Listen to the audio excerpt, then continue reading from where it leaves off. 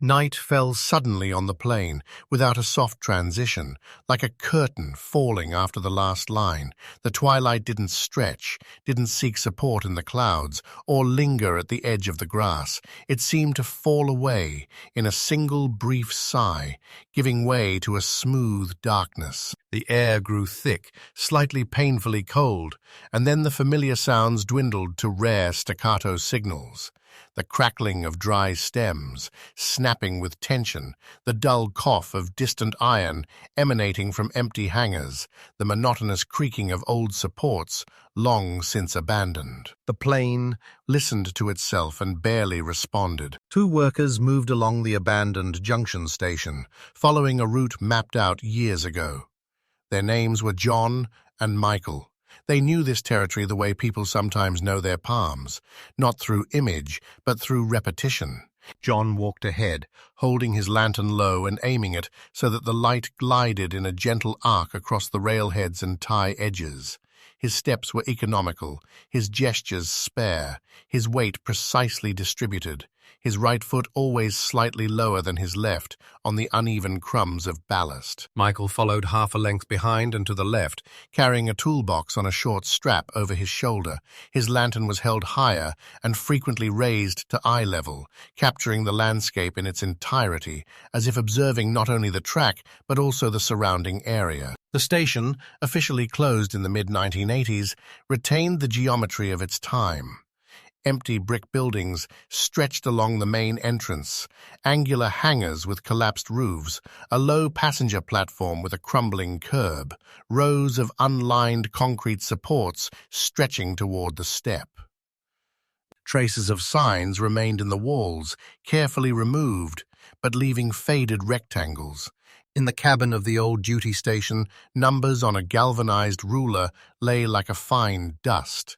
Paper fragments of instructions lay scattered on the floor, so deeply saturated with moisture that they resembled fragile felt. All this occupied the space silently, as if once cut out of time and inserted here unnoticed. Frost lay like a thin needle on the metal. It was enough to make the lights produce microscopic flashes where you wouldn't expect them.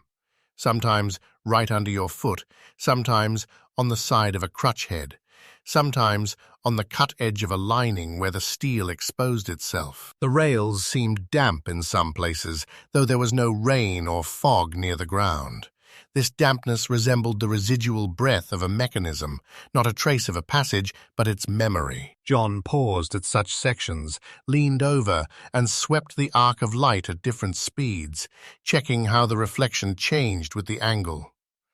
Michael, remaining in the partial shadows, noted the placement of the ties, noting dips in the ballast cushion and areas where the grass had grown too tall. Their recording was laconic and precise, a chalk mark on the edge of a sleeper, a short note in a notebook, a joint glanced at the same moment that a hand takes out a screwdriver and checks for slack. The station didn't respond. From somewhere deep within the depot, a whiff of fuel oil wafted, but without the greasy weight of its scent, more like a memory, cold, thin, like a light trace on a dark surface. In the corner of the former heating room stood metal boxes. Their lids were closed and their hinges were warped, as if something still lay inside, oppressing the silence from within. Under the platform, in the cracks between the slabs, dust mixed with sand had settled, and in it lived the footprints of those who had walked here years ago. John and Michael walked along the main line, occasionally stepping onto side branches. The side branches were now practically obstacles, grassy edges, bushes, shards of glass that hadn't yet faded to a completely milky color. The mechanism on one of the turnouts had long since been removed, but 3 bolts remained, neatly stacked on the concrete pad, as if someone had once prepared them for installation and never returned. Each such gesture of alien time seemed like unspent energy, and this energy moved the eye, forcing it to notice the unnecessary. As they advanced, the night deepened.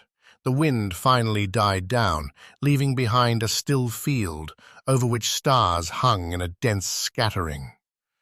The plane abhorred verticals, and so the low contours of the station looked honest.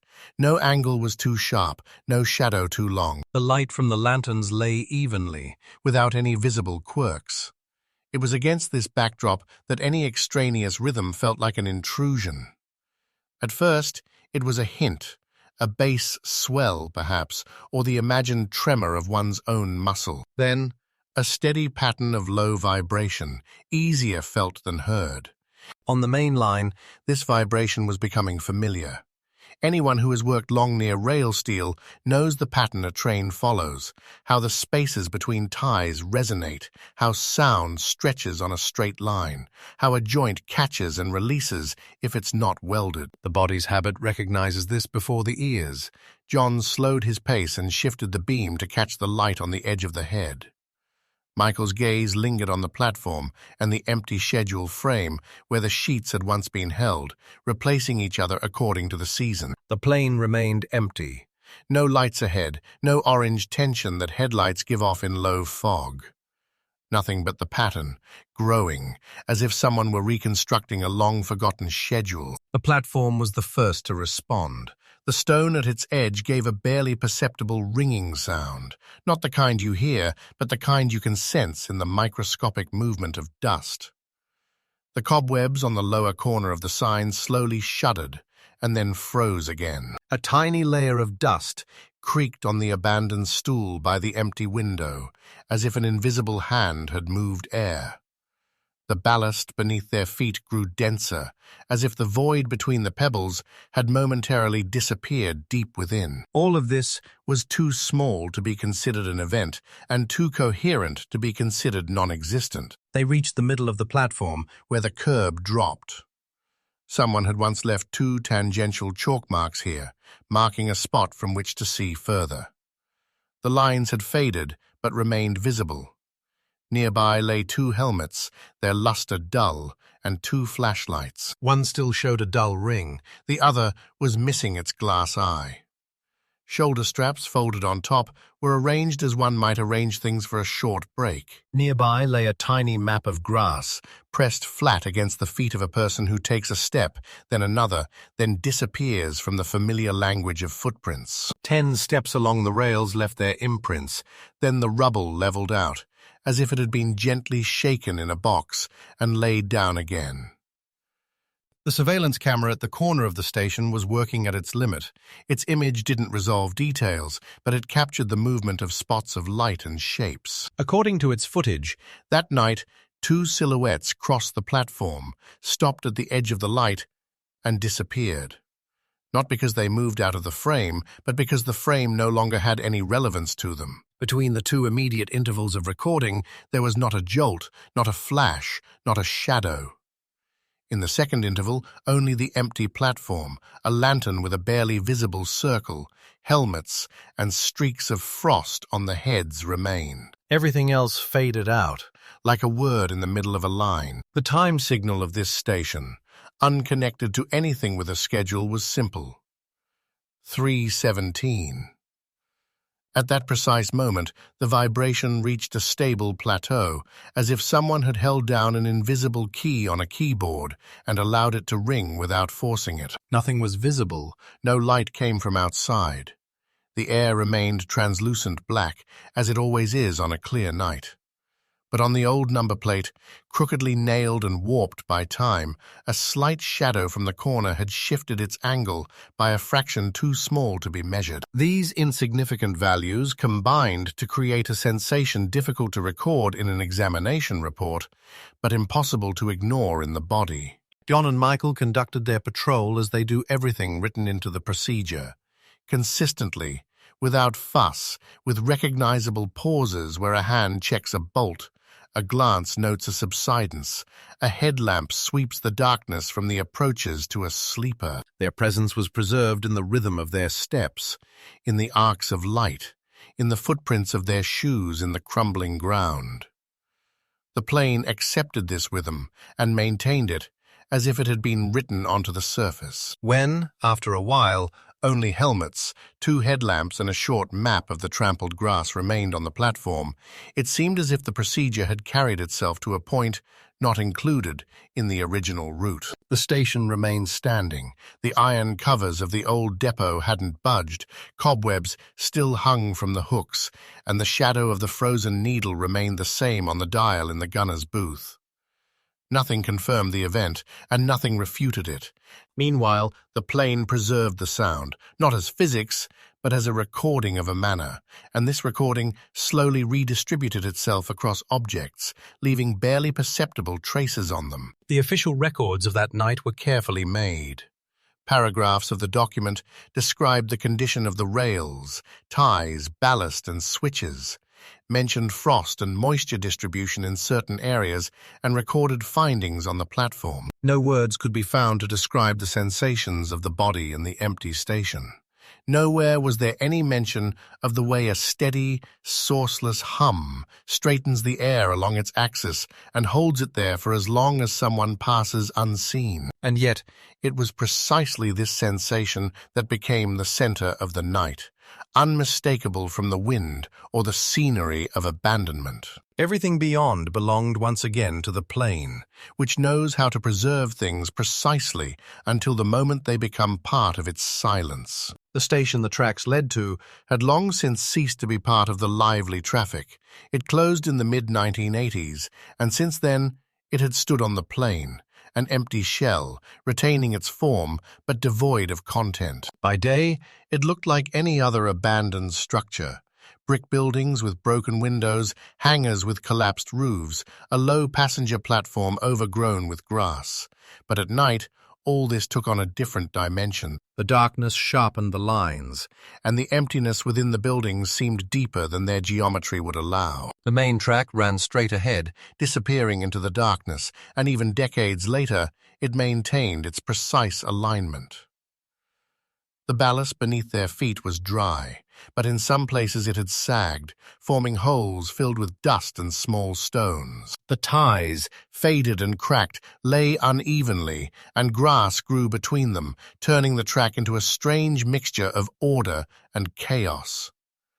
On the side tracks, the tracks almost disappeared under the bushes, but their outlines could still be discerned, like the tracks of bones under a thin layer of earth. The station buildings stood motionless, as if waiting. The control room held the remains of furniture, a table with a faded surface tinged with mug marks, a metal cabinet with a door warped with rust, a telephone without a handset, its cord hanging like a dried vein. Rectangles where charts and schedules had once hung were visible on the walls. Now, only patches of faded paint and nail marks remained. The old depot smelled of fuel oil, even though the tanks had long been empty. The smell wasn't pungent, but subtle, like a memory ingrained in the walls. Broken tools, crushed oil cans, and bearing caps littered the floor. Hooks jutted from the walls, where lanterns and keys had once hung. Now only cobwebs hung there, swaying with the slightest movement of air. The low, elongated passenger platform was partially destroyed. The curb had crumbled, the tiles were cracked, but its shape remained. Trains had once been awaited here, and now silence reigned. The empty platform seemed like a symbol of a longing that would never be fulfilled. Concrete supports, unconnected to wires, stretched along the tracks. Their shadows fell on the ground, creating a rhythm that repeated to the horizon. This rhythm created the illusion of movement, although everything around remained motionless. The station was a place where time stood still. But there was a tension in this standstill, as if the plane itself held the memory of what had happened here. Every object, every crack, every shadow seemed part of a story that hadn't ended but merely paused, awaiting its continuation.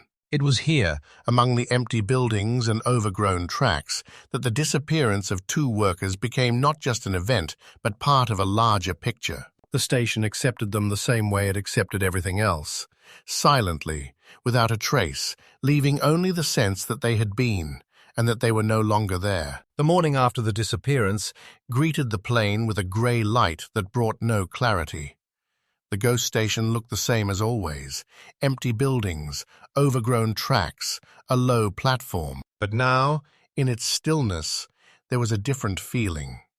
The tension that arises where something has happened but left no explicable traces. When John and Michael didn't return by the appointed time, their absence was initially perceived as a delay. Delays were common in such places. A patrol could drag on, a light might fail, or a tool might take time. But by dawn, it became clear that the delay had turned into a disappearance. The first groups arrived at the station: colleagues, then local police officers, and later volunteers from nearby settlements. The search began at the platform. They found helmets and flashlights carefully left at the edge. One flashlight still worked, its dim light tracing a circle in the rubble as if it was still performing its task, even though its owner was gone. The second was broken, the glass shattered into tiny shards, but the body lay level, as if it had been placed down rather than dropped. Nearby, footprints were visible, clear, extending along the rails for a dozen steps before ending abruptly. The rubble beyond these footprints was smooth, undamaged, as if someone had carefully leveled it afterward. The dogs brought to the station behaved strangely. They'd pick up a scent near the platform, move along the rails, but after a few dozen meters, they'd lose direction and begin circling, as if the scent were dissipating into thin air. The dogs would scratch the ground, raise their muzzles, but again and again they'd return to the same spot where the trail ended. There was no sign of anyone entering them during the night. The side tracks were overgrown with grass, making them difficult to navigate, but even there, no traces of trampled vegetation or footprints were found. It seemed the workers had simply vanished onto the platform, leaving their belongings and a few steps behind. Volunteers combed the plain around the station. They walked in a line, carrying lanterns and poles, checking every bush, every hole. But the plain responded with silence. The grass stood level, the ground was dry, and there were no signs of a struggle or falls. Even the trash usually left behind by humans was absent. By midday, the search had expanded. Maps were brought in, routes were marked, and the groups were divided. Some followed the main route, others to the old supports, and still others to the embankment where freight trains once passed. But everywhere, the same scene was repeated: emptiness, silence, the absence of tracks. By evening, people began to talk about strange things. Several people claimed to have heard a rumble similar to a train. It seemed to come from far away, growing louder, but never translating into visible movement. One volunteer said he saw a light in the distance, like headlights, but it disappeared without coming any closer. Others dismissed the matter. The plane can be deceiving. Sound and light often behave unpredictably here. But the coincidence with the legend of the train without a schedule gave rise to concern. On the second day of the search, equipment was brought in: metal detectors, thermal imaging cameras, even an old vibration sensor, which was installed on the rails. But the equipment was of no help. The metal detectors found only rusty bolts and debris. The thermal imaging cameras showed nothing, and the sensor recorded only occasional wind vibrations. The reports were dry. No traces, items found, no signs of struggle. But between the lines, something else was palpable: confusion, an inability to explain the disappearance. People couldn't have simply vanished, yet everything pointed to that. On the third day, the search continued more for the sake of order. The volunteers grew tired, the dogs lost interest, the police officers repeated their routes. The station remained motionless, the planes silent. Only at night, around 3 o'clock, did a few people hear the rumble again. It was steady, rhythmic, like the movement of wheels on the tracks, but the tracks remained empty. On the evening of the third day, the search was called off. The official statement was, "The workers went missing while on duty. The cause has not been established." Their belongings were collected and taken to the station. The platform was empty again. But for those who participated in the search, the station was never the same again. They remembered helmets and flashlights left behind as if their owners were planning to return in a minute. They remembered footsteps that ended abruptly. They remembered the roar they heard at night and the light that disappeared into the plain. All of this formed a picture that defied explanation. From then on, people avoided the station. Even during the day, people tried not to linger nearby. And at night, no one came. After the search was officially called off, the station was once again left alone on the plain. The report stated, "No results obtained, no signs of struggle, workers listed as missing." The papers were filed, and everything on site returned to its previous state. But this previous was no longer the same. The station, already shrouded in an aura of abandonment, now acquired a reputation as a place where people disappear. In the first months after the incident, journalists occasionally visited. They photographed the empty buildings, the overgrown tracks, the platform with its collapsed curb. Their reports included terms like mysterious disappearance, unexplained event, and ghost station. But interest quickly waned. New stories crowded out the old, and the plain was once again left without witnesses. Local residents living a few kilometers from the station began to avoid it. It was still possible to pass by during the day, but no one went there at night. Even the shepherds who had previously driven their flocks across the steppe now took longer routes. The legend of the train without a schedule began to surface more and more frequently in conversations. It had been around for a while, but now it took on new meaning. People said they could hear the trains rumble every night at the same time. 3:17 a.m. No one had seen it, but many claimed to have heard it. Rumors multiplied. Some said they saw a distant light like headlights. Others claimed to hear the whistle of brakes. Still others said they felt the ground vibrate like the passing of a heavy train. But whenever they tried to check, the tracks remained empty. Over the years, the story grew more detailed. Some versions claimed the train was the last to pass through the station before its closure, and that it continued to operate on a schedule that no longer existed. Others claimed it was the train that had taken those who had disappeared and now returned every night. There were even darker tales, that the train was empty, but footsteps and voices could be heard in its carriages. Officials tried to keep this talk to a minimum. The documents listed the workers' disappearance as an accident in the line of duty. But even among the police and railway workers, there were those who didn't want to return to the station. Several years passed. The station gradually fell into disrepair. Roofs caved in, walls cracked, grass grew taller. Yet it retained a strange integrity. The rails, though rusted, still ran in a straight line. The platform, though crumbling, still held its shape. It seemed as if the place resisted time, holding within itself what had happened. Occasionally, curious visitors would come here, tourists, hunters of abandoned places, and lovers of the mystical. They photographed the empty buildings, posted them online, and wrote about the eerie atmosphere. Some claimed to have heard a hum or seen a light, but there was no evidence. Cameras recorded only darkness, microphones only wind. Nevertheless, the legend lived on. Village children were told not to go to the station at night. Older people recalled hearing strange sounds back in the 1970s. Young people recounted stories of missing workers. The station became part of folklore, a place where the line between reality and fiction blurred. The case lay dormant in the archives, a folder containing photographs, diagrams, and reports gathered dust on a shelf.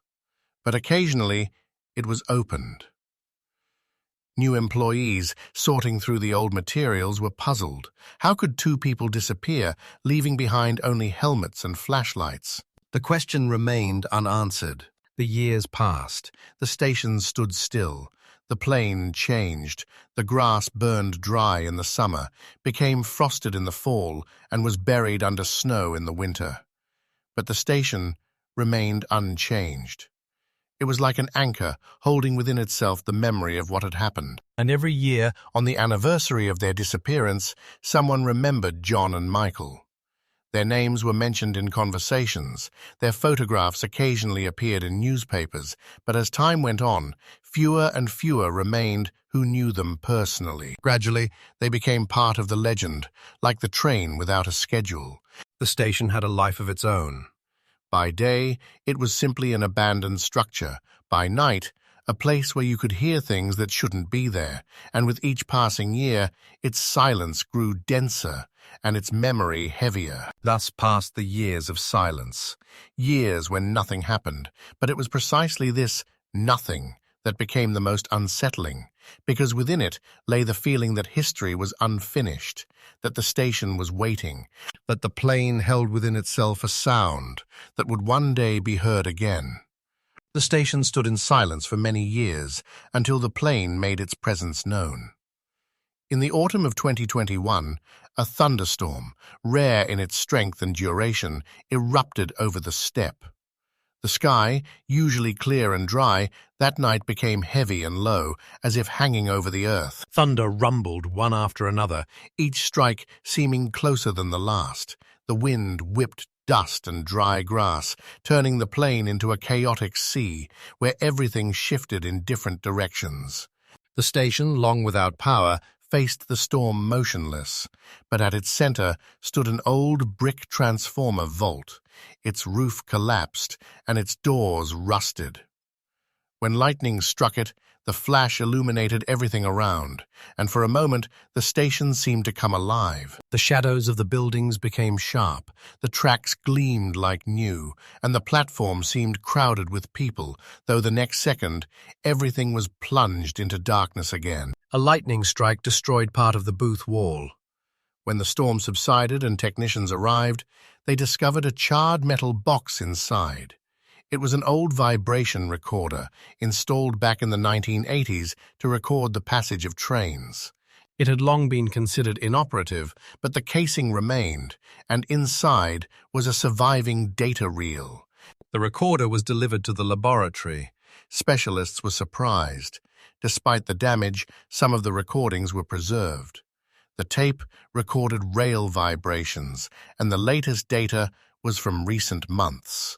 This was impossible. The device was not connected to the network, and no one had serviced it for decades. But the graphs showed a clear pattern. Every night at the same time, 3:17 a.m., the recorder recorded vibrations identical to the passage of a heavy train. The recordings were examined more closely.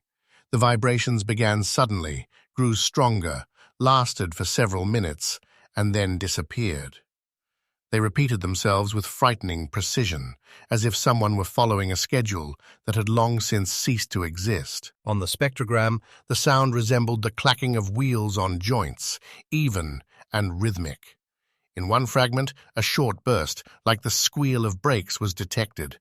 These data sparked interest. The report stated cautiously anomalous fluctuations were recorded, but experts were discussing something else. The recorder couldn't operate without power, meaning either it somehow conserved energy or it was recording something that didn't require electricity. In the villages near the plane, rumors revived. People said lightning had awakened the station. Some claimed to have seen a distant light that night, similar to the lights of a train. Others said they heard a roar, louder than usual, that continued even after the storm had passed. The station once again became a place of conversation.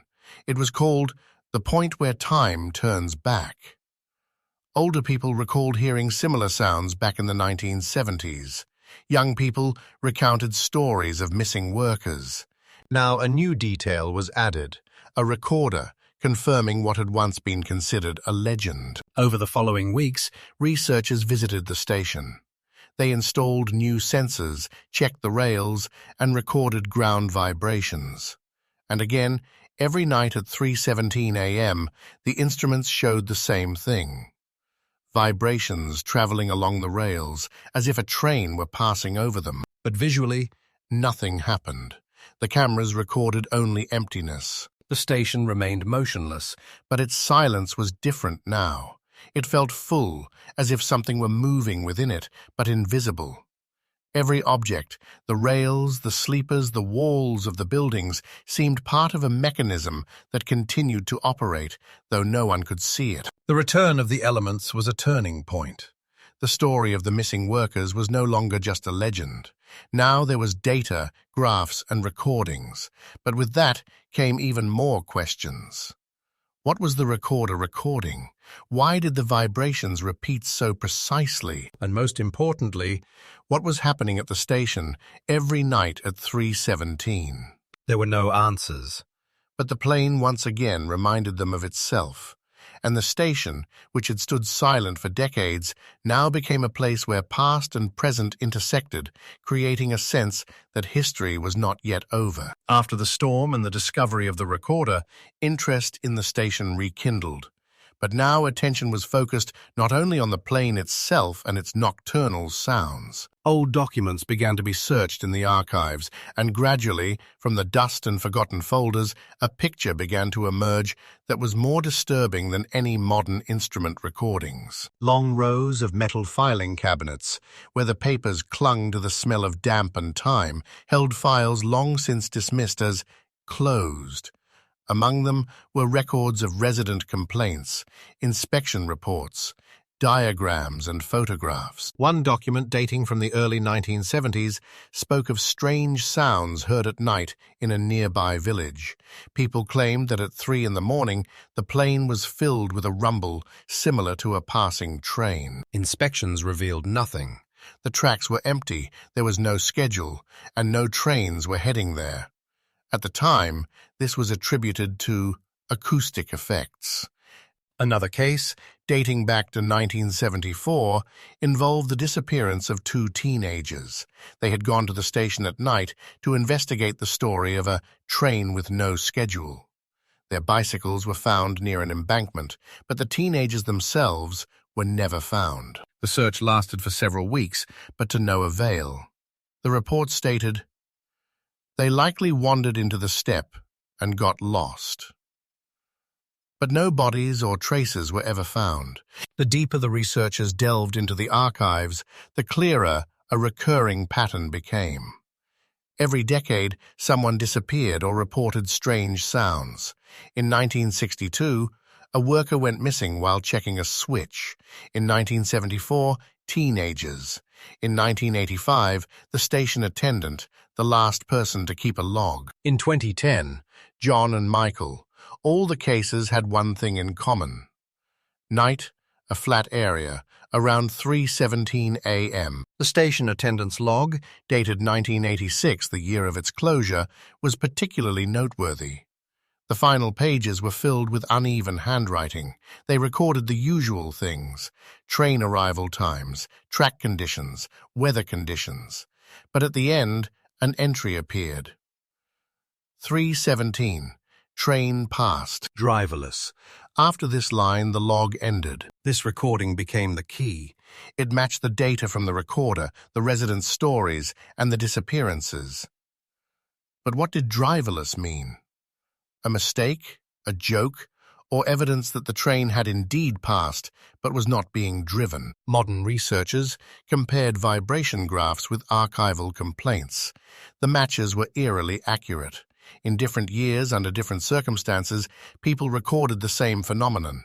Even the descriptions were identical: a hum, a whistle, the rhythm of wheels. Some experts suggested that this could be a rare phenomenon of sound transfer, with the plane acting as a giant resonator. But this theory didn't explain the disappearances or the journal entry. For local residents, the archival finds confirmed what they'd always known.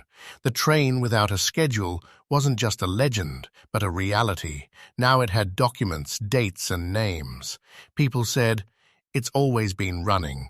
It's just that no one wanted to acknowledge it." Stories began to be told again in the villages.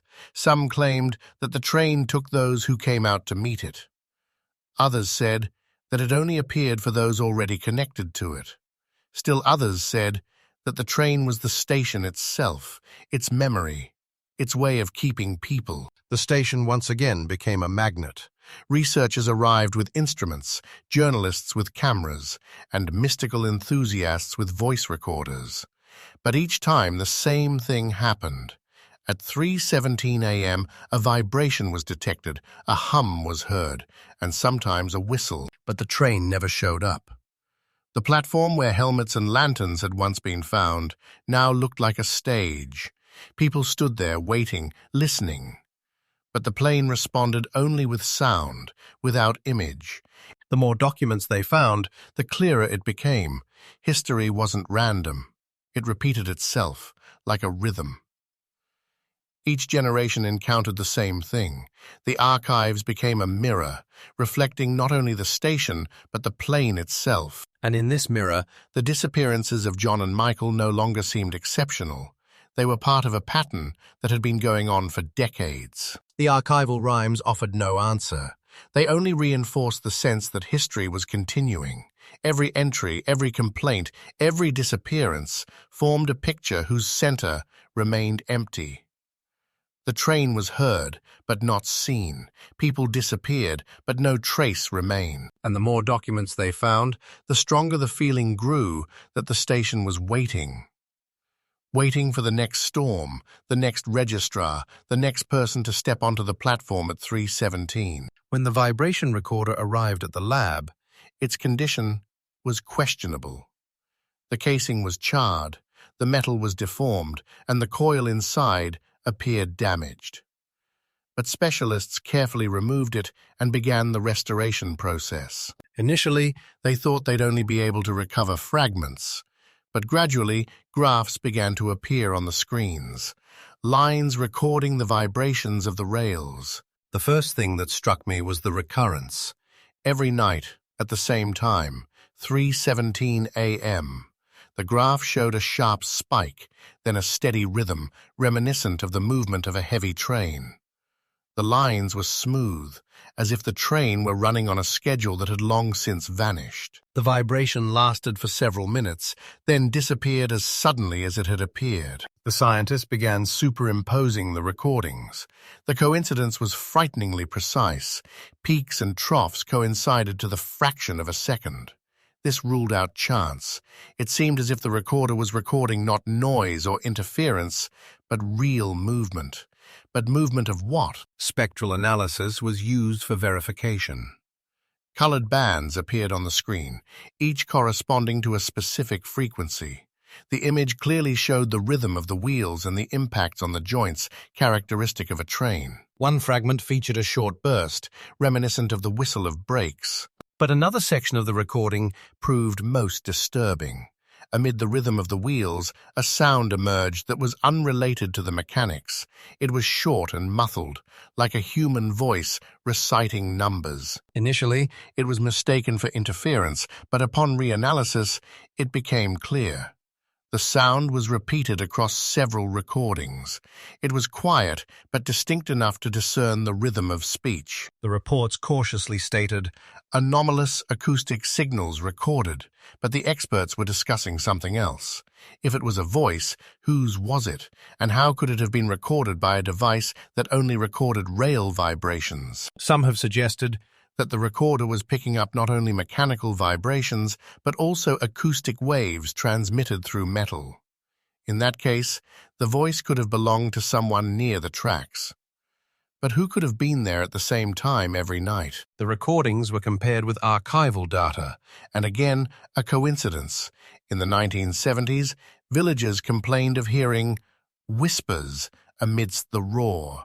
In the 1980s, a duty officer wrote of incomprehensible sounds. Now these testimonies have been confirmed. They work through the night in the lab, listening to the recordings over and over again. Each time their attention was drawn to those few seconds where the rhythm of the wheels was interrupted by a voice. Sometimes it seemed like numbers, sometimes individual words, but the meaning remained unclear. The official reports were dry. They spoke of unexplained fluctuations, anomalous signals, and the need for further research. But for those holding the spectrogram printouts in their hands, everything looked different. This wasn't just a coincidence of sounds, it was a presence. The stations seemed to keep talking. not with words but with rhythm, vibration, hints, and the more they studied the recordings, the stronger the feeling became that the train really existed. It was invisible, but audible.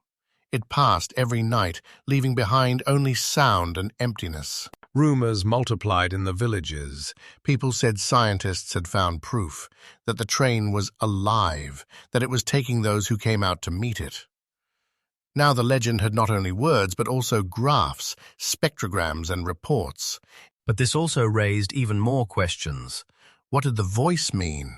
Why did it keep repeating? And most importantly, what would happen if someone were back on the platform at 3:17? The lab continued to work. The recordings were analyzed, compared, superimposed, but no answers came. Only a rhythm, repeating every night, and a voice speaking from the void. And the longer the analysis went on, the clearer it became. The station wasn't just storing memories, it was continuing to live its own life, and that life was governed by a schedule that no longer existed. After the publication of laboratory reports and archival findings, it became clear that the station's history could not remain confined to papers and charts.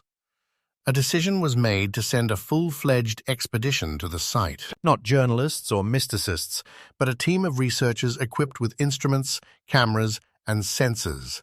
Their goal was to record everything that happened at the station at night and attempt to explain what had remained a legend for decades. In early September 2023, a 6-person team arrived at the plane. They included engineers, acousticians, and geophysicists. They brought equipment: vibration sensors, thermal images, night vision cameras, and spectral microphones. All of this was placed along the main passage and on the platform.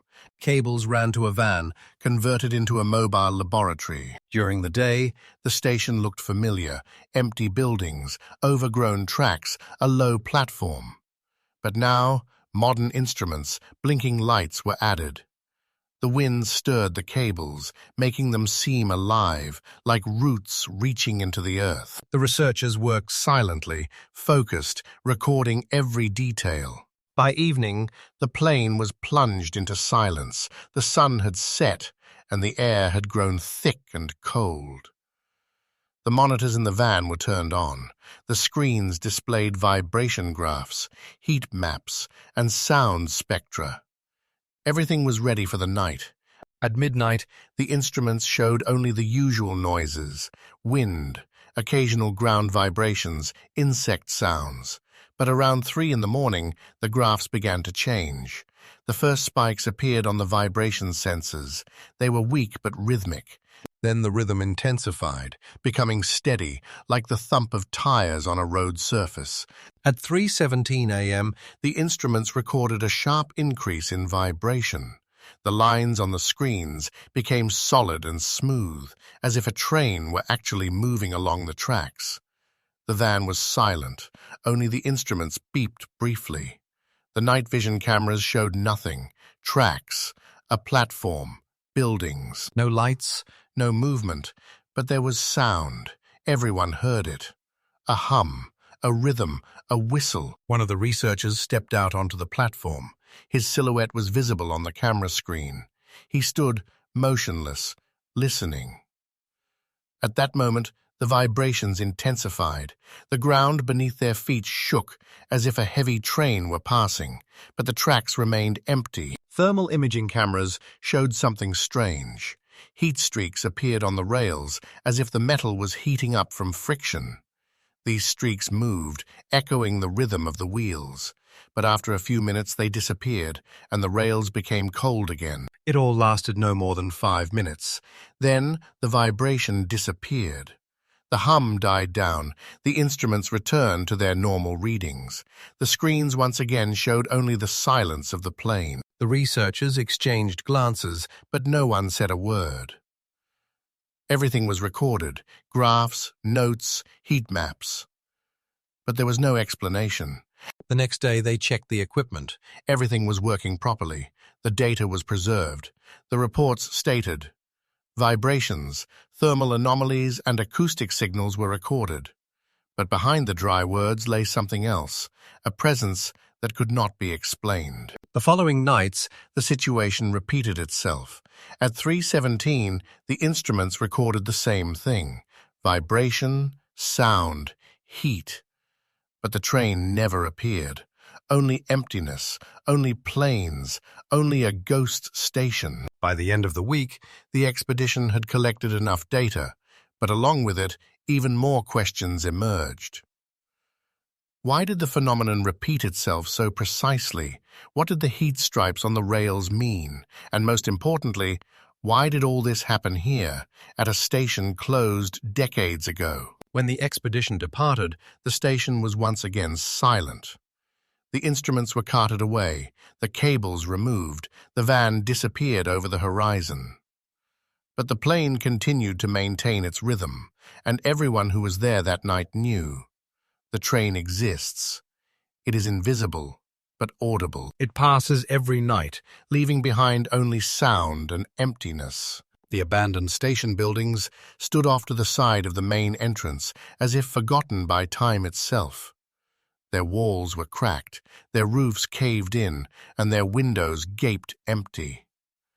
For many years no one had entered them, too dangerous, too gloomy, too useless. But after the 2023 expedition, when instruments recorded vibrations and thermal anomalies, researchers decided to investigate these buildings as well. An old warehouse, a low brick structure with metal gates half torn from their hinges, caught my attention. Inside, the air smelled of damp and rust. The floor was littered with broken boards, bits of plaster, and rusted iron parts. The light from the lanterns revealed spiderwebs as thick as rope and the remains of long-abandoned birds' nests. It seemed as if there was nothing here but trash and silence. But in the far corner, behind a pile of fallen planks, the researchers spotted a metal box. It was covered in a layer of dust and rust, but retained its shape. The lid was held in place by an old lock, which gave way easily. Inside were papers, yellowed but still legible. It was the station duty officer's log. The pages were covered in neat handwriting. The first entries looked familiar. Dates, train times, technical notes. 02:45, freight, 18 cars. 03:10, passenger, 5-minute delay. All of this dated back to the mid-1980s, the station's final years of operation. But toward the end, the handwriting became uneven, the lines shorter, the notes stranger. 03:17, the train passed, without a driver. This entry was repeated several times, almost word for word, on different pages. Sometimes details were added. Cars empty, no light. Noise louder than usual. The last entry broke off mid-sentence. 03:17, the train passed. Without. The journal looked as if its author was trying to record something that defied explanation. At first he wrote confidently, as befitted a duty officer. Then the lines became increasingly jittery, the letters uneven, the ink smeared. The final pages were stained, as if they had been wet, or his hand was shaking. This discovery stunned the researchers. The log confirmed what the instruments had recorded. The train did indeed pass every night at the same time. But the words driverless gave it all a new meaning. It wasn't just a sound, not just a vibration. It was a movement without control. The journal was taken to the lab. The paper was examined, the ink analyzed. Everything indicated that the entries were made in the mid-1980s, shortly before the station's closure. Forgery was ruled out. The reports cautiously stated the duty officer's log was discovered, containing references to the train's passage at 3:17. But to those who held it in their hands, everything looked different. It was the testimony of a man who had seen and heard what the instruments were now recording. In the villages, rumors revived with renewed vigor. People said the duty officer had also disappeared, that his last recording was of himself leaving with the train. Now the legend had words as well as sound. The station once again became a magnet. The journal was shown to journalists. Its photographs were published in newspapers and on websites. People came to see the platform where John and Michael disappeared and the warehouse where the recordings were found. But the station remained the same. Empty, motionless, silent. That night, at 3:17 a.m., it all happened again. Vibration, hum, whistle. Instruments recorded it, people heard it, but the train never showed up. Only sound, only rhythm, only emptiness. The duty officer's log was the final discovery that connected the past and the present. It revealed that the story didn't begin in 2010 or end in 1986. It had been going on for decades, repeating itself over and over again. And the more evidence they found, the stronger the feeling grew that the station was waiting for the next witness, the next disappearance, the next recording. The platform where helmets and lanterns once lay now seemed like a place where time loops. Every step there was a step into a never-ending story. And the plane, silent and motionless, continued to maintain its rhythm, the rhythm of a train that no one saw, but everyone heard. Autumn always arrived imperceptibly on the plain.